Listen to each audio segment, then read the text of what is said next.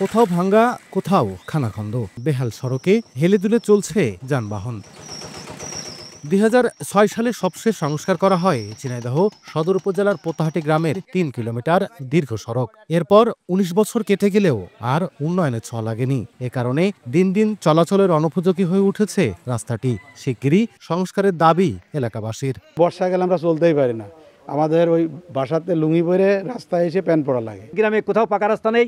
আমি যেখানে দাঁড়িয়ে রয়েছি এর পাশে আরেকটা রাস্তা আছে, সেই রাস্তা একেবারেই কাছে। মালামাল নেওয়া যায় না, ভ্যান উল্টিয়ে যে অ্যাক্সেল ভেঙে যায়। সেদিনকে এক আলম সাধু উল্টি যে তার গরম পানিতে পুড়িয়ে সেই ছেলেটার কি হাল। রাত বিরেত চলাচল খুব কষ্টকর। তাদের সাথে যোগাযোগ করে আসলে আমরা কোনো ভালো ফল পাইনি, যে কারণে আসলে আমাদের এই রাস্তাটা করা সম্ভব হয়নি। দ্রুত সমস্যা সমাধানের আশ্বাস এলজিইডির।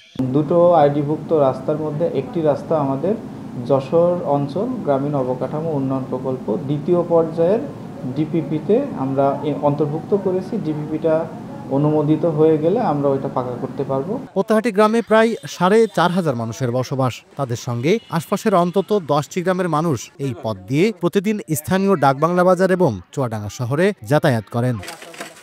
লোটাস রহমান সোহাগ, সময় সংবাদ, ঝিনাইদহ।